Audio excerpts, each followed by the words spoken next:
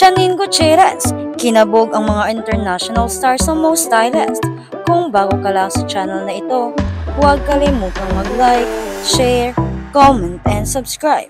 At huwag kalimutang pindutin ang notification bell icon para maging updated ka sa bawat upload nating video. Talagang iba ang dating beauty at fashion style ni Janine Gutierrez hanggang sa ibang bansa. Napapansin siya talaga. Naglabas ang Tatler Asia ng most stylist sa ginanap na 81st Venice Film Festival at isa si Janine sa nakasama sa listahan. Talagang hindi nagpakabog ang aktres sa ibang stars.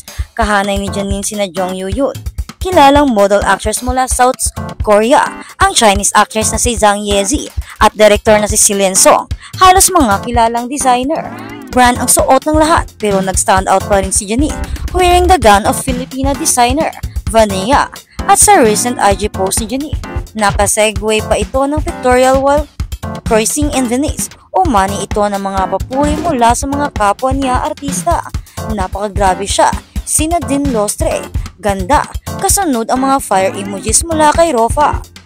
Oh my ate, si Kailin Alcantara, napawaw naman si Pia Wurtzbach. At syempre, si Jericho Rosales na mukhang nakaabang palagi sa mga update ni Janine na palaging una sa comment, anya, bellissima, meaning very beautiful in Italian.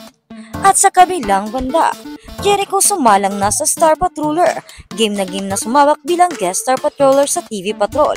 Ang aktor na si Jericho Rosales, busog na busog nga ang mga viewer ng TV Patrol nang mapanood nila ang aktor na nag-i-introduce ng mga showbiz news sa Star Patrol segment nitong Miyerkules. Maliban sa pagbibigay ng mga showbiz news, napadood din ang kapamilya aktor sa segment na Winning Moment, kung saan napatsikahan siya ng host na si Wina Cordero.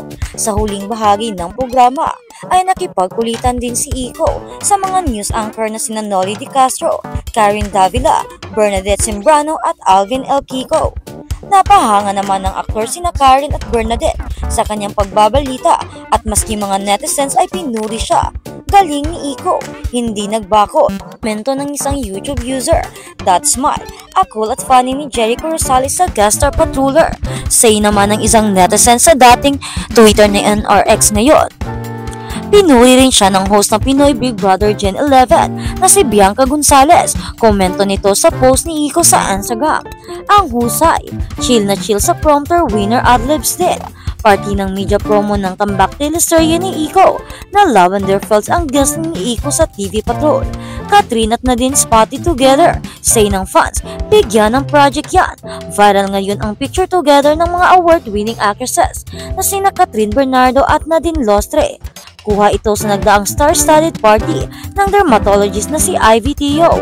Sa kanilang mga photos na ibinahagi sa Instagram nitong Miyerkules, September 4, agad na nag-viral ang larawan kung saan makikitang magkasama in one frame ang dalawang dalaga.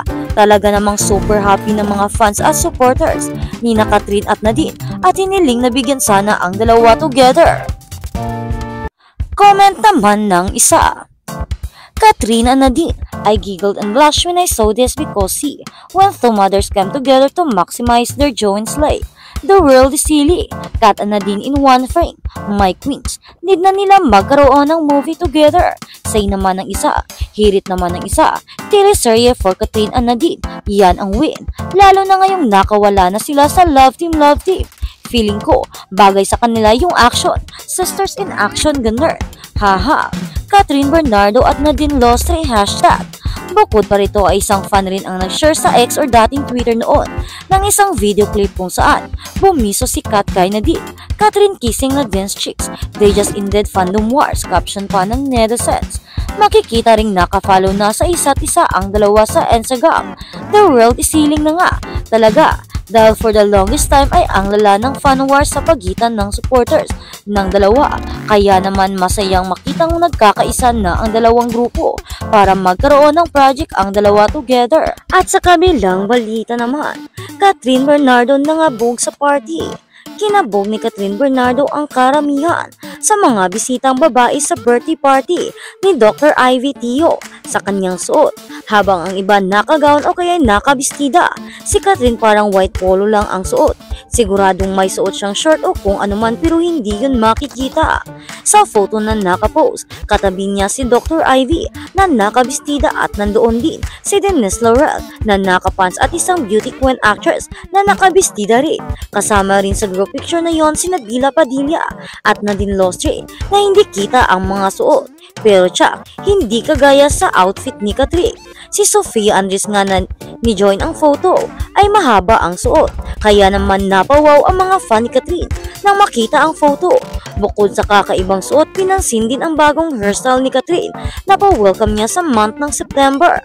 Samantala, nag-photoshoot sina Katrin at Alden Richard para sa pelikula nilang Hello Love Again. Susunod nito ang post-production ng movie. Ang showing ng HLA ay sa November 13 na, 2024. At habang sa kabilang balita naman, Nadine Lostre nabihag ang puso ni Park Min-kyu. She's really beautiful. Nadine Lostre and Park Min-kyu.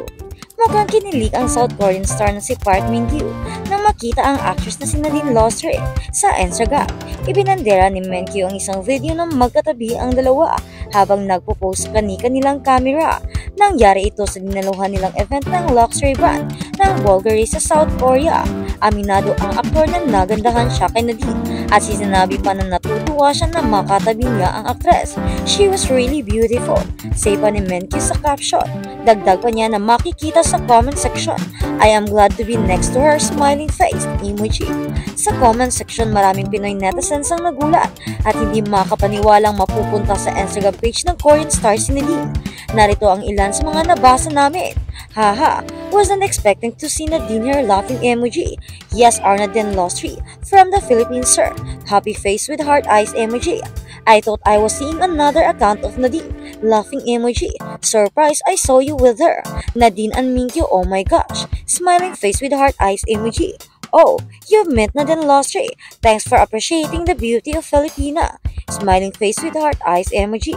Didn't see this coming. Smiling face with heart eyes emoji. Si Min-kyu ay kilala sa kanyang pinagbibidahang K-drama na Singles Inferno Season 3.